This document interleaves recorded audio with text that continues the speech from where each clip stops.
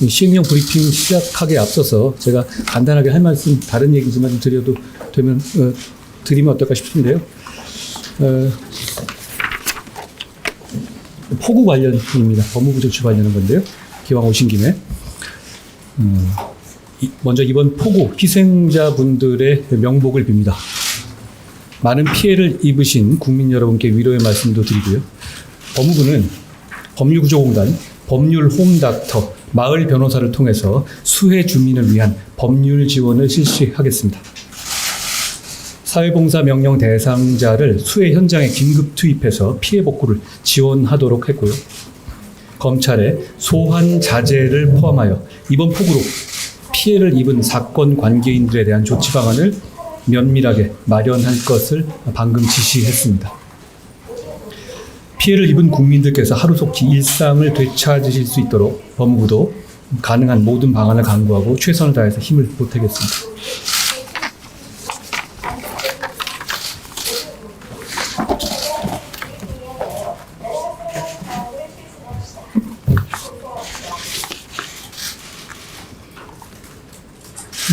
시작할까요? 오늘 제가 설명드릴 내용은 검사의 수사 개시 범죄 범위에 관한 규정의 개정안 관련한 건데요. 오늘 제가 기자님들께 설명드린 것 관련해서 좀 나쁜 소식은 이게 좀 길다는 거고요. 좋은 소식은 제가 말이 빠르다는 겁니다. 그러니까 마음 편하게 들어주시면 될 것 같습니다. 시작할까요? 법무장관입니다. 지금부터 법무부 소관 대통령령인 검사의 수사 개시 범죄 범위에 관한 규정, 시행령 개정안 및 시행규칙 폐지안의 입법 예고 경과에 대해서 설명드리겠습니다. 지금 이 내용은 국민적 비판이 컸던 소위 검수완박 입법으로 불리는 그 법률에 대한 시행령입니다. 차례는 보시는 바와 같습니다. 다음으로 넘어갈까요? 먼저 추진 배경에 대해서 제가 간단히 설명드리겠습니다. 지난 5월 9일 검사가 수사를 개시할 수 있는 범죄의 범위와 관련된 검찰청법 제4조 제1항 1호 가목이 개정돼서 오는 9월 10일 시행을 앞두고 있습니다. 이 법이 제가 아까 말씀드린 것처럼 소위 검수완박 입법이죠. 이에 법무부는 개정법의 시행을 위해서 필요한 하위 법령을 법체계에 맞게 정비하는 한편 현행 법령의 시행 과정에서 확인된 수사 지연이나 국가 범죄 대응 역량의 약화와 같은 부작용과 그로 인한 국민의 피해를 법률의 위임 범위 내에서 최소화하는 방향으로 개정안을 마련했습니다. 참고로 화면에 보시는 바와 같이 현재 수사 지연으로 인한 국민 피해가 심각한 상황이고요. 저건 이제 변협의 이 자료입니다. 73.5%의 사건 관계인이 수사가 지연되고 있다고 느끼고 있습니다. 그리고 2021년 현행 법령 시행을 전후해서 부패 범죄의 수사가 큰 폭으로 감소하였음을 통계적으로 확인할 수 있습니다. 다음으로 넘어갈까요? 다음으로 개정법상 검사의 수사 개시 규정 내용에 대해서 설명드리겠습니다. 검찰청법은 부패범죄, 경제범죄 등 대통령령으로 정하는 중요범죄라고 규정하고 있습니다. 그래서 중요범죄의 구체적인 범위를 정부가 대통령령을 통해서 설정하도록 위임하고 있습니다. 참고로 우리 헌법과 형사소송법을 비롯한 다수의 법률에서는 이와 유사한 방식의 규정을 하고 있는데요. 예시적 열거와 함께 구체적인 내용을 하위 법령에 위임하는 규정 방식을 채택하고 있고요. 이건 상당히 흔하고 일반적인 규정 방식입니다. 그러니까 해석도 역시 같은 방식으로 되어야 되겠죠. 예를 들어 보겠습니다. 헌법 제12조 제5항은 체포, 구속, 통제 상대방에 관해서 가족을 포함한 구체적인 통제 상대방을 법률에서 구체화하도록 위임하고 있고 그 위임에 따라서 형사소송법 제200조의 6에서 그 헌법이 얘기하고 있는 등의 범위를 정해서 변호인이나 법정 대리인 등 헌법이 열거하지 않은 통지 상대방을 구체화하고 있음을 확인할 수 있습니다. 다시 한번 앞에 볼까요? 7로 다시 가볼까요?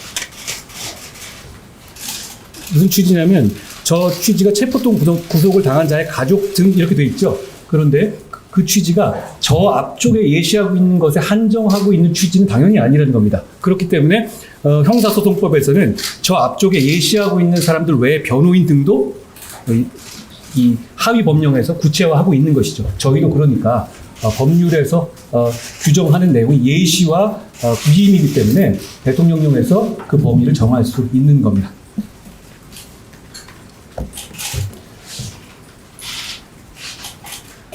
개정검찰청법에서도 지금 말하는 검수완박법입니다. 하위 법령인 대통령령에서 중요 범죄의 구체적인 범위를 정하도록 위임하였다는 취지인 분명합니다. 문구가 똑같죠? 국회가 만든 법률이 그렇게 돼 있는 건데 그 법률대로 하는 것을 시행령으로 법률을 무력화해 판다는 식으로 얘기하는 것은 법에도 맞지 않고 상식에도 맞지 않는 이야기입니다.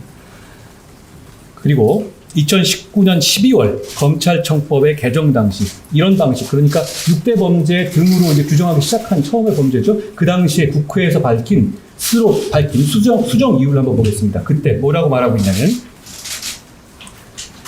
그 외 검사의 직접 수사 개시 범위를 대통령령으로 정하도록 하여 구체적 타당성을 갖추도록 함이라고 명시하고 있죠.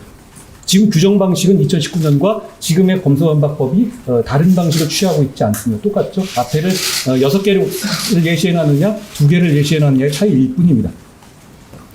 9번 넘어갈까요? 올해 5월 바로 이 검수완박 검찰청법 개정 과정에서도 여러 논의 끝에 중이라는 문구를 등으로 환원해서 최종 의결한 점에도 명확히 나타납니다. 법사위에서는 처음에 중으로 법안을 만들었죠. 그러니까 그 2개에 한해서 대통령령으로 정하라는 취지로 만든 것이었습니다. 그런데 정작 본회의에서는 중이 다시 등으로 수정해서 의결됐습니다. 그러니까 그 의미를 혼동한 것도 아니라는 것이 속기록을 봐도 분명히 드러납니다. 법을 해석함에 있어서 법 문헌을 넘어서는 입법 취지라는 것은 법이론상 있을 수 없습니다. 개정 검찰청법상 검사의 수사 개시의 범위는 예시 범죄 및 대통령령을 통해서 구체화될 그 외의 중요 범죄라는 점이 법 문헌의 해석상 이론의 여지가 없는 겁니다. 다만 이번 시행령 정비 과정에서는 중요 범죄의 예시를 부패 범죄와 경제 범죄로 변경한 입법 과정 등을 생각해서 이미 존재하는 다른 법률 개념 등을 바탕으로 부패와 경제 범죄 개념과 범위를 필요한 한도 내에서 한정해서 특정하고 그 외에 대통령령으로 정하는 중요 범죄는 최소한으로 규정하는 방향으로 개정안을 마련했습니다. 취지는 얼마든지 넓힐 수 있는데 넓히는 것을 국회 취지를 감안해서 2개 위주로 가고 그 외에 진짜로 필요한 부분만 최소한으로 붙이겠다 이런 이야기입니다. 이해하시겠죠? 11번 갈까요? 이어서 개정안의 구체적인 내용에 대해서 말씀드리겠습니다. 보도자료에 상세히 나와 있는 부분이긴 한데요. 지금 어차피 읽으실 시간이 잘 없을 테니까 제가 한번 설명드릴게요. 먼저 검사의 수사가 가능한 중요 범죄의 유형이 부패 범죄, 경제 범죄 등으로 변경됨에 따라서 국민들께서 납득하실 수 있는 부패 범죄, 경제 범죄 정의 규정을 마련했습니다. 그리고 이에 해당하는 구체적 범죄들을 별표를 활용해서 명확하게 특정했습니다. 기존에는 부패 범죄가 뭐냐, 경제 범죄가 뭐냐 이런 거에 대해서 정의 규정조차 없었거든요. 근데 이거 굉장히 모호한 개념이라는 거 이해하시겠죠? 저희는 이 모호한 개념을 어떻게 구체화했냐면 기존에 있는 법률상의 개념을 많이 원용했습니다. 예를 들어서 기존에 있는 법률이라든가 개념 중에서 부패 행위, 부패 범죄라고 하는 규정들이 있습니다. 거기에 포섭되는 부분들을 가져오는 방식으로 규정했다는 취지입니다. 설명드리겠습니다. 현행의 기존 시행령, 지금 현재 시행령이 부패범죄나 경제범죄에 대해서 합리적인 기준 없이 자의적으로 수사대상 개시범죄를 과도하게 제한하고 있습니다. 그런 반면에 저희 개정안에서는 이미 존재하고 있는 법령상의 부패, 경제 개념 등을 바탕으로 부패 경제 범죄 유형에 해당하는 범죄들을 면밀히 검토해서 새로 시행될 법 체계에 맞게 개정안을 마련했습니다. 14번 갈까요? 부패 범죄의 경우에 부패 재산 몰수 특례법, 이게 우리 법이거든요. 몰수에 관한 건데, 이 뜻은 이제 부패 재산이라는 부패 범죄의 수인 재산을 몰수한다는 그런 법이죠.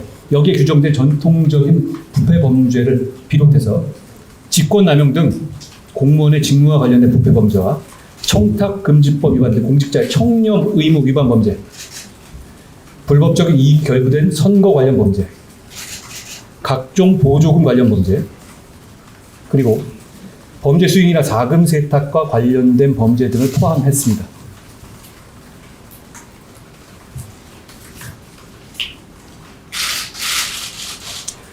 경제 범죄의 경우에는 사기, 공갈, 횡령, 배임 등 대표적인 경제 재산 범죄를 비롯해서 국가의 재정 기반을 위태롭게 하는 조세나 관세 포탈 범죄, 대규모 민생 침해를 유발하는 금융 관련 범죄, 건전한 거래 질서를 위협하는 공정거래 범죄, 국가 경쟁력의 기반을 침해한 기술 침해 범죄, 서민 생활의 근간을 위협하는 부동산 범죄, 불법적인 경제활동과 관련된 마약류 범죄와 조직범죄를 포함했습니다. 마약류 범죄와 조직범죄에 대해서 제가 말씀드리겠습니다. 특히 사회적으로 점점 더 큰 문제가 되고 있는 마약류 범죄에 대한 국가의 대응 역량을 강화하기 위해서 경제범죄인지 여부에 대해서 논란이 있을 수가 있는 단순 소지와 단순 투약 범죄는 제외하고 불법적인 이익의 취득을 목적으로 하는 마약류의 제조나 유통 관련 범죄를 경제범죄로 규정했습니다. 마약의 제조, 밀매 등이 그것입니다.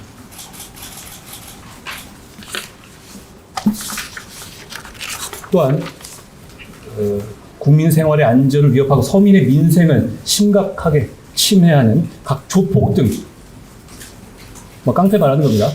조직범죄에 대한 처벌 공백을 방지하기 위해서 서민을 갈취하는 조폭, 기업형 조폭, 보이스피싱 조직 등 경제범죄를 목적으로 하는 조직범죄를 경제범죄를 목적으로 하는 그걸 한정했습니다. 조직범죄를 경제범죄로 규정했습니다. 그런데 말입니다. 마약 밀매와 조폭을 검찰이 열심히 수사하면 안 될 공익이 있는지 한번 생각나시는 게 있는지 한번 생각해 봐 주십시오. 저는 없다고 생각합니다. 상식 있는 국민들께서도 없다고 생각하실 거라고 저는 확신합니다. 15번 갈까요?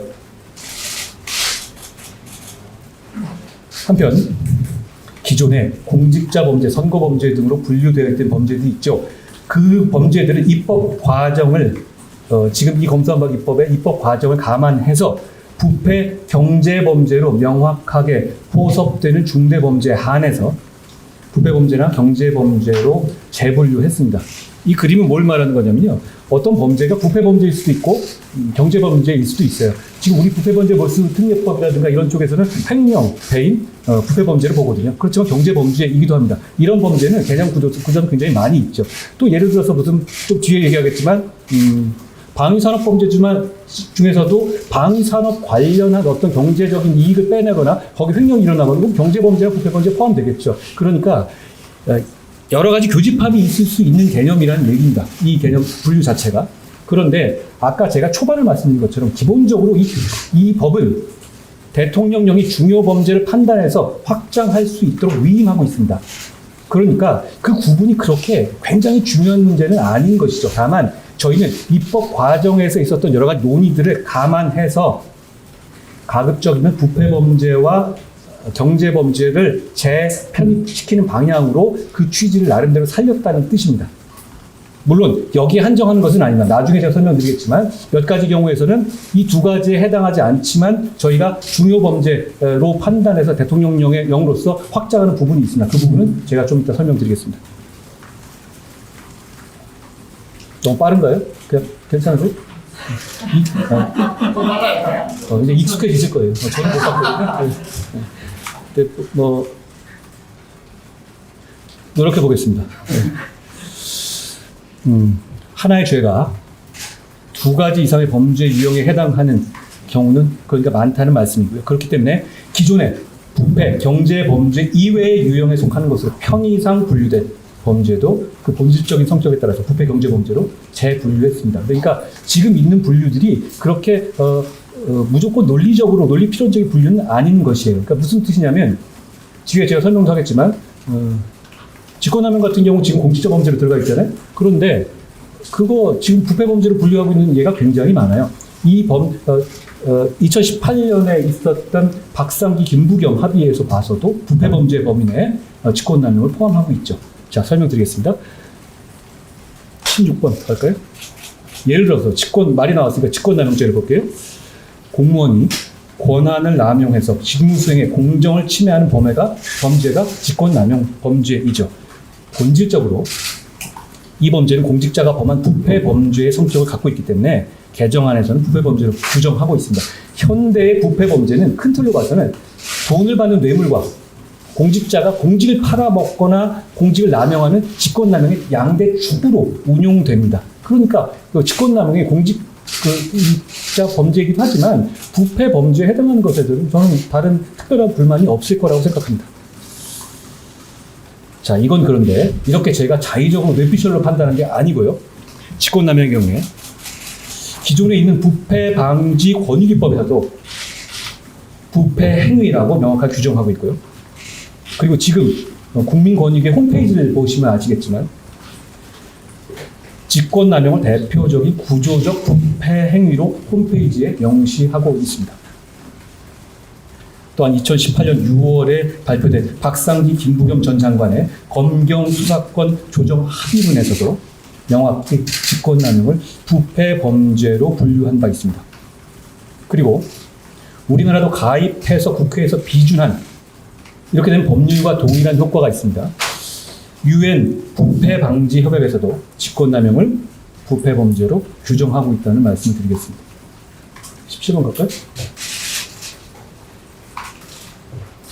선거 관련 범죄에 대해서 말씀드리겠습니다. 공무원의 선거 관여. 공무원이 공직을 남용해서 선거에 관여하는 것이죠. 그리고 금권 선거 등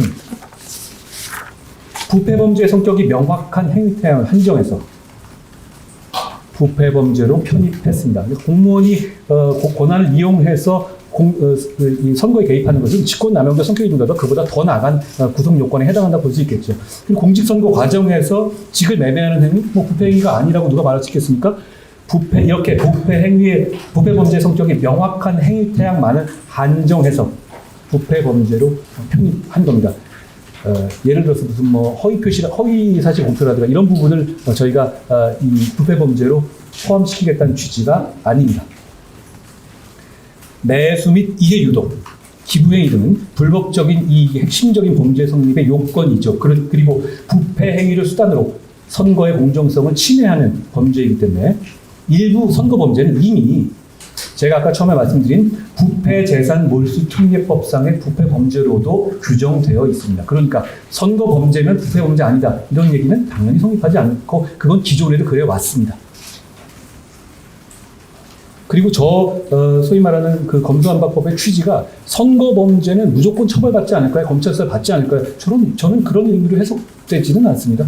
설마 그렇게 만들었겠습니까? 18번 가시죠. 자, 다시 한번 17번 봐줄래? 다 했죠? 18 갑시다. 또한 기본적으로 방위산업범죄의 일종이라고 할 수 있는 방위산업기술보호법 위반의 경우에도 방위산업이라는 경제 분야에서 어떻게 보면 경제 분야를 굉장히 좁혀서 말하는 것이죠. 기술 유출을 통해서 불법적인 이익을 취득하는 범죄로서 경제 범죄의 성격을 겸해서 가지고 있습니다. 새 법이 방위산업에 관해서만 경제 범죄가 되는데도 불구하고 검찰이 수사를 하지 말아야 한다. 중요 범죄가 아니다. 이런 규정은 아니지 않겠습니까? 경제 범죄의 성격을 같이 공유하고 있습니다. 그렇기 때문에 저희는 경제 범죄로 규정했습니다. 참고로 다시 한번 말씀드리지만 이런 범분류는 상위법인 법률을 위임해서 아까 말씀드린 것처럼 기본적으로 중요 범죄 범위를 대통령에 위임한 기본하에서 말씀드리는 겁니다. 법체계에 맞게 하위 법령을 정비하는 것이고 법률의 위인 범위를 벗어나서 수사 범위를 확대하는 것이 전혀 아니라는 점 다시 한번 말씀드리겠습니다. 다음으로 법률에서 지금까지 말씀드린 건 저희가 부패범죄와 경제범죄 카테고리에 집어넣은 부분을 말씀드린 거죠.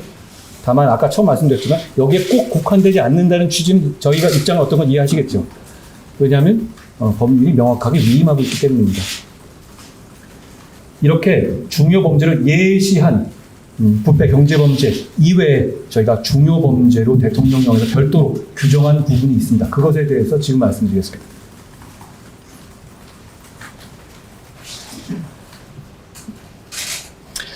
초반에 제가 설명드렸다시피 검찰청법 규정은 새 검찰청법 규정은 일정 유형의 중요 범죄를 등 대통령령으로 정하는 중요 범죄라고 규정해서 직접 열거한 두 가지 유형 이외에도 대통령령으로 다른 유형 두 가지 외에 다른 유형의 중요 범죄를 구체화할 수 있는 권한을 명시적으로 대통령령에 위임하고 있습니다. 제가 반복하지만 이게 아주 기본적인 전제이기 때문에 반복해서 말씀드리는 겁니다.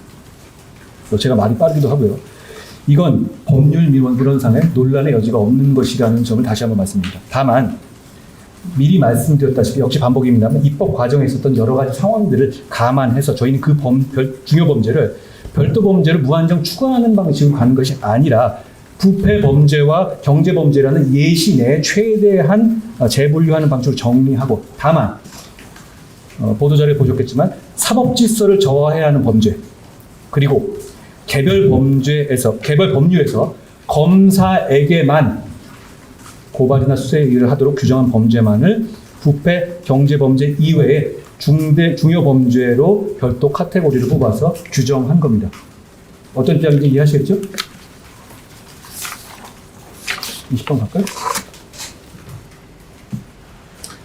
먼저 무고죄나 위증죄와 같이 국가의 사법질서의 근간을 위협하는 범죄에 대한 처벌의 공백을 방지하기 위해서 사법질서 저해 범죄를 중요 범죄에 포함했습니다. 참고로 지금 상황이 굉장히 이상한 규정으로 되고 있거든요.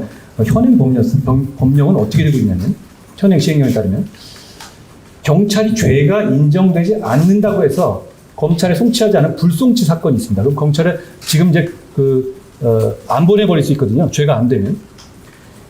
이런 경우에는 고소인 등의 무고 혐의가 인정되더라도 검사가 수사를 할 수도 없습니다. 왜냐하면 사건 자체가 오지가 않으니까요. 반대로 경찰이 혐의가 인정된다고 송치된 범죄에 한해서만 검찰이 무고 수사를 할 수 있는 거죠. 그럼 경찰이 잘못 수사한 아주 일부 경우에만 무고 수사가 이루어질 수 있는 겁니다. 이게 이상하다는 것은 두말할 필요가 없을 겁니다. 생각해 보시죠. 무고죄는 본질적으로 죄가 안 되는 사안을 허위로 고소한 거잖아요.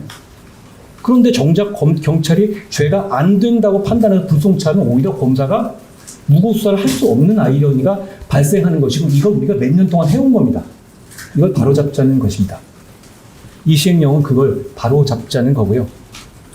그리고 지금 대한민국에서 무고죄 처벌에 큰 공백이 생기고 있다는 것은 단순히 제 추측이나 어떤 저만의 이런 판단이 아니고요.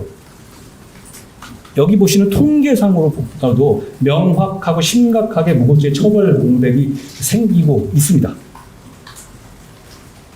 분명히 드라마틱하게 줄어들지 않습니까? 2021년 기점으로 무고 인재 건수가 드라마틱하게 쪼그라들고 있는 사실이 통계상으로 분명히 보이시죠?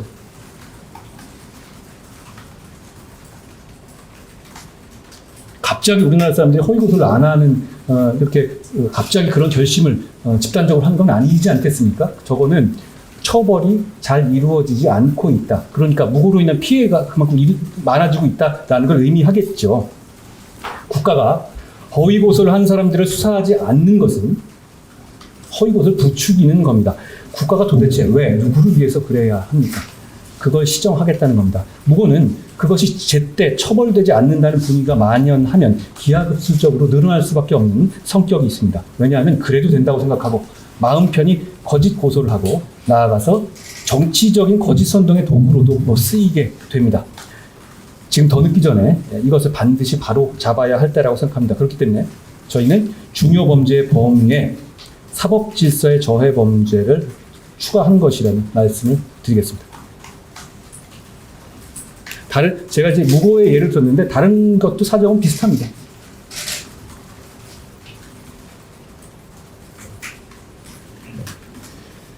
그리고 개별 법률에서 국가기관이 오직 검사, 검찰총장에게만 고발이나 수사 의뢰를 하도록 하고 있는 경우가 있습니다.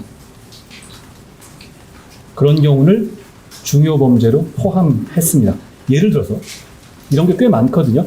5.18 민주화 운동법이 그렇습니다. 그 이유는 검사를 고발 대상 기관으로 한정한 개별법의 취지를 존중하고 그 고발 등을 접수한 검사가 수사를 개시할 수 있는지에 대해서 혼동하거나 서로 논란이 있는 것을 방지하기 위해서 저는 이제 이 규정이 없어도 당연하다고 생각하는데 명확하기 위해서 시행령에서 해석상 논란의 소지를 차단하기 위해서 수사 개시를 할 수 있는 범위로 포함시킨 겁니다. 이 검찰청법이 다른 모든 기존에 있었던 특별법들을 무력화하는 것은 당연히 아닙니다. 그러니까 지금 야당에서 이렇게 검사에게만 고발할 수 있는 그런 거에 대해서 개정안을 냈겠죠. 그 뜻은 뭐냐? 개정안이 없으면 그 법이 유효하다는 뜻이겠죠.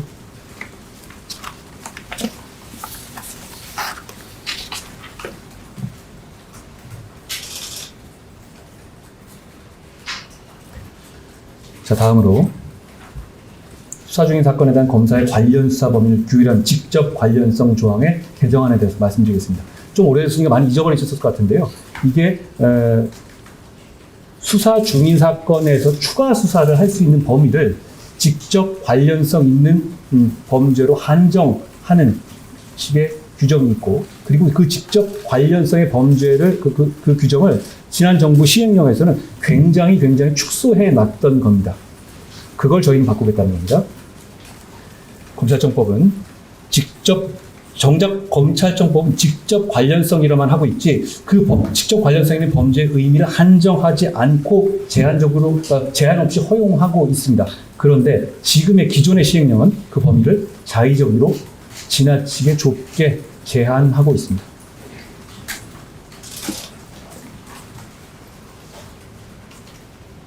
그거가 여러 가지 문제점이 요 몇 년 동안 시행하는 동안 발생했는데요.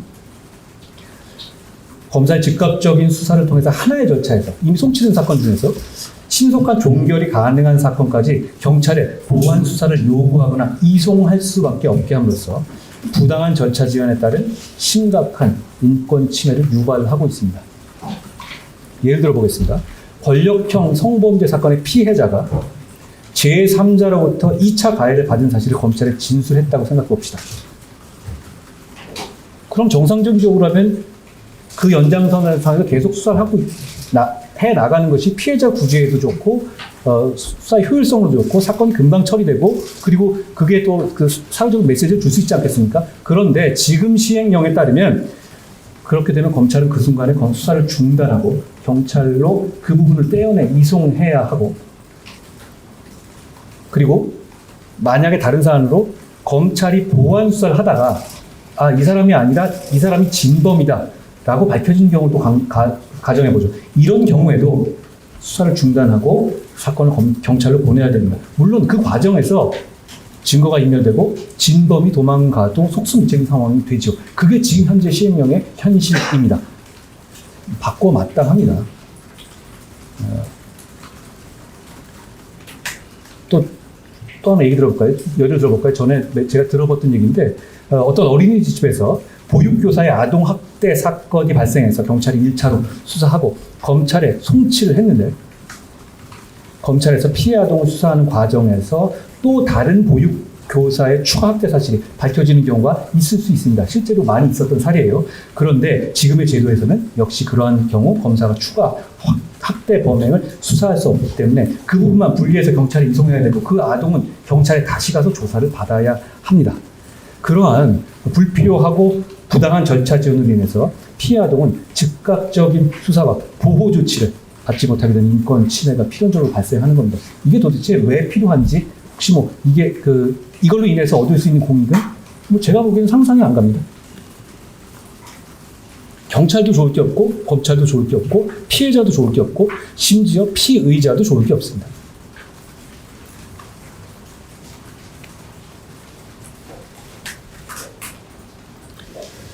자, 이건 지금 저희가 문제의식 있는 거고요. 이런 국민의 피해를 최소화하기 위해서 이미 수사가 진행 중인 사건, 이미 진행 중인 사건이니까 개시된 사건을 말하는 게 아니에요. 그러니까 여기서 더 추가 수사하는 범인이 그렇게까지 협소하게 볼 이익이 없거든요. 그러니까 이미 수사가 진행 중인 사건과 범인, 범죄 사실, 증거가 공통되는 관련 사건은 기존 사건의 연장선상에서 검사가 계속 수사할 수 있도록 범위를 합리적으로 조정하는 방향으로 개정안을 마련했습니다. 다만 여기에 대해서 우려를 제기한 분이 많이 있었는데 그럴 경우에 우려하실 수 있는 자의적인 수사 확대를 방지하는 장치로서 형사소송법 제198조 사항의 별건 수사 금지 조항을 원용해서 그런 우려를 불식시키도록 조치하였습니다. 그러니까 지금 이 직접 관련성 조항은 그 별건 수사를 막자는 취지에서 만든 거기 때문에 그 규정을 원용하는 정도로도 충분히 우려, 기존의 법이 갖고 있는 우려를 실현할 수 있기 때문에 저희는 그 법을 그냥 원용한 겁니다.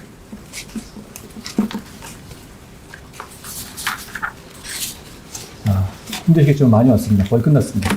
마지막으로 법무부령이 시행규칙의 폐지안에 대해서 말씀드리겠습니다. 이게 법무부령이 있다는 거 모르시는 분도 있을 거예요. 도대체 법무부령이 왜 필요한가요? 대통령령이 있고 여기서 규정하면 되잖아요. 그런데 과거에 법무부령으로 이렇게 만들어 놓은 겁니다. 액수를 구분해서 5천만 원 이상만 해라. 뭐 이런 식으로요.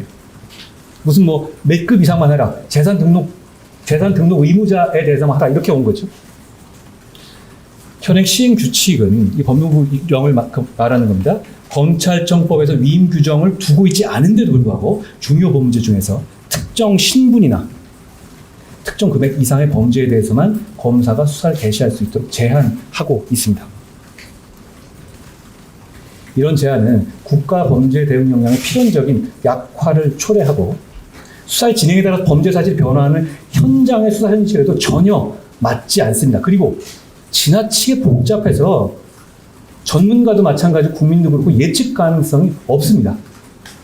예측 가능성이 없는 법은 사실 여러 가지 그 부작용을 초래할 수밖에 없거든요. 제가 봐도 모르겠는데요. 그럼 국민들은 더 모르지 않겠습니까? 예를 들어서 현행 제도상에서 보면 만약에 검사가 이거 5천만 원짜리 사건이다 라고 생각하고 수사 착수했는데 수사해보니까 500만 원이다. 이런 경우 어떻게 해야 됩니까? 이거 그냥 뭐 죄가 안 된다고 털어버려요? 아니면 그냥 검사가 기소해요? 어떻게 해야 되죠? 상식적으로 판단하면 검사가 기소할 수 있어야 되는 거 아닙니까? 그런데 지금 이 시행 규칙에 따르면 경찰에 사건을 이송해야 됩니다. 이걸 왜 이렇게 해야 되죠? 게다가 보내놨는데 경찰하고 판단이 또 다르면 또 꼬입니다. 그러면 또 오거나 말거나 해서 중간에 그러면 이 피해자들이라든가 관련자들은 중간에 붕 떠서 막 사건이 돌아다니고 시간만 가게 되는 것이죠. 이건 지나친 비효율이고 국가 수사력의 낭비인데다가 당사자들에게도 굉장한 소모를 요구하는 것입니다. 그런 제한, 그리고 이렇게 처음부터가 얼마 이상이어야 된다고 생각을 한다면 검찰 입장에서 수사를 착수하지 않은 명분이 됩니다. 뭐 이거 안 될 수도 있다라고 그런 핑계거리가 되지 않겠습니까? 이게 공익에 부합하나요? 수사의 속성상 처음에는 되게 적은 액수의 수사가 개시돼서 큰 액수로 발전한 것 아니겠어요? 예를 들어서 500만 원짜리 범죄를 수사하다가 50억 범죄가 되는 겁니다. 그런데 지금 이 시행령은 아예 50억이 아니면 가지 말라는 거잖아요. 500만 원 가지고 따라가지 말라는 거잖아요. 도대체 왜 이래 하는 거죠? 이거는 제가 보기에는 필요성이 뭔지도 모르겠고 이 제안을 통해서 얻을 수 있는 공익이 뭔지 저는 떠오르지 않습니다. 혹시 아시면 말씀해 주시면 저희가 참고하겠습니다. 입법 예고 기관이니까 뭐 이 부분에 대해서 말씀하실 부분이 있으면 뭐 저희는 말씀 듣고 진지하게 경청할 용의가 있습니다. 이 결과 어떻게 되냐면 이렇게 이제 수사의 초기부터 범죄의 전모가 드러나는 경우가 오히려 드물잖아요. 여러분들도 언론 취재를 해봐도 아시다시피 예를 들어서 얼마만큼의 왁구가 되는 것만 들어봐라? 그거 되겠어요? 하다가 늘어나는 거지. 그러면 그렇게 되면 어떻게 되겠습니까? 아예 보고를 안 하겠죠. 이만큼이 안 되는데 그럼 위에서는 잘라먹을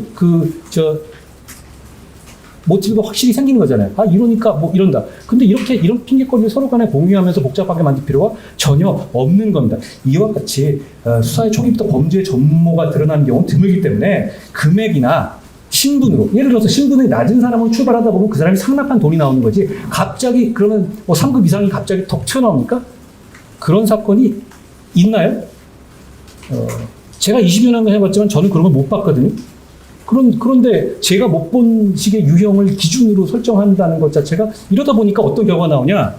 이 뇌물사범의 구속 현황을 보십시오. 이 추이가 우연일 수는 없잖아요. 드라마틱하게 줄어들고 있죠. 최근에 몇 년간에 의미 있는 뇌물 사건으로 누가 구속되거나 누가 실제로 수감되는 걸 보신 적 있으십니까? 보통 기자분들께서 그 법조에 취재하잖아요. 별로 없죠. 제가 기억이 안 납니다. 그런데 그게 갑자기 대한민국이 갑자기 부패가 사라지는 겁니까? 그럴 리는 없지 않겠습니까? 처벌과 수사가 제대로 되지 않고 있는 겁니다. 이렇게 되면 부패 수사는 더욱 쪼그라들게 될 거고요. 사회적 강자의 범죄는 처벌받지 않고 방치될 거고, 범죄를 저지르고도 처벌을 면한 그 범죄자는 선과 약자를 더욱 착취하게 될 겁니다. 저희는 그것을 막고 국민들을 범죄로부터 최대한 보호하는 방안을 만들기 위해서 이 시행령과 지금 이 시행조치의 폐지안을 만든 것이라는 말씀을 사적으로 드리겠습니다. 그리고 아까 처음 말씀드린 것처럼 대통령령이 있는데 별도로 법무부령을 만들어야 될 특별한 이유가 없어요. 필요하면 이 규정을 넣고 싶다면 대통령령에 넣으면 됩니다. 그게 뭐가 다른가요? 그런데 굳이 한 단계 낮춰서 법무부령을 만든 다음에 거기서 액수 규정을 만든다? 이건 기술적으로도 맞지 않고 이게 있어야 될 필요성도 없습니다.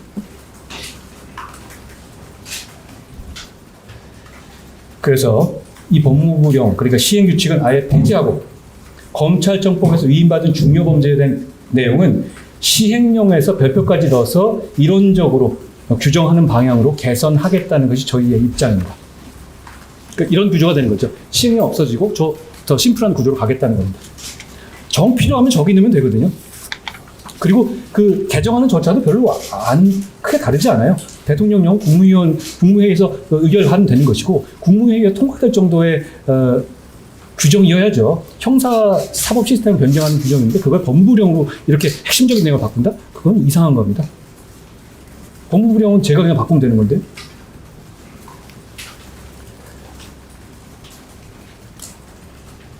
자, 많이 오셨습니다. 법무부는 이번 개정안을 마련함에 있어서 현행 법률의 범위 안에서 오로지 국가의 중요 범죄 대응 역량을 강화해서 국민을 범죄로부터 보호하고 사건관계의 인권 침해를 최소화하는 방향으로, 그 목적으로 개선 방안을 검토했습니다. 한 가지 말씀드리고 싶은 것은, 검찰은 범죄를 엄정히 수사해서 국민을 범죄로부터 지키는 것을 본질적 기능으로 하는 기관입니다. 중요 범죄에 대한 검사의 수사를 과도하게 제한해서 국가 전체 범죄 대응 역량이 약화되면 우리 국민과 사회가 얻게 되는 공익이 무엇인지 저는 묻고 싶습니다. 그런데 물론 이제 얻을 수 있는 공익은 제가 생각 안 하는데요. 중대범죄자는 처벌을 면하고 범죄로 인한 이익을 갖겠죠. 근데 이걸 뻔히 보이는 상황에서 개선 조치를 안 하는 것은 저는 법무부로서 맡은 직무를 제대로 수행하지 않는 거라고 생각합니다. 이거는 입법 예고를 하는 것에 설명을 드린 겁니다. 조금 복잡하고 길잖아요. 그런데다가 옛날에 있었던 히스토리가 좀 복잡했었으니까 제가 설명을 드리는 게 국민들께서도 이해가 편하실 것 같아서 설명을 드린 거고요. 앞으로 이 시행령 개정안에 대해서 입법 예고나 의견 조회를 통해서 사회 각계의 의견을 폭넓게 청취하고 주시는 의견들을 진지하게 경청할 겁니다. 그래서 9월 10일 개정법이 시행돼서 그로 인해서 발생할 수 있는 국가적 범죄 대응 공백이나 국민 피해가 최소화될 수 있도록 제도 보완과 법 시행 준비에 만전을 기하겠습니다. 일각에서는 이거 저희가 권한쟁의 심판을 청구해뒀잖아요. 저희가 이제 위헌이고 무효다라고 해서 해놨는데 이렇게 준비하는 이유가 뭐냐 이렇게 물을 수도 있는데요. 위헌 결정이 나기 전까지 이 법이 시행되었을 경우에 나올 수 있는 법의 공백과 국민의 피해를 최소화하기 위해서 만전을 기하는 것도 법무부의 임무입니다. 그런 차원으로 이해해 주시면 될 것 같고요. 새 검찰청법이 9월 10일부터 시행되면 국민들께서 피부에 와닿는 직접적인 영향이 있을 겁니다. 남의 얘기가 아닌 법이죠. 그렇기 때문에 왜냐하면 형사사법 시스템에 관한 것이니까요. 그렇기 때문에 국민 여러분들께서 이 법에 대비해서 저희가 정부가 준비하고 있는 시행령안에 대해서 많은 관심과 조언을 해주시기를 저희는 간곡히 부탁드립니다. 제가 드린 말씀 여기까지. 고맙습니다.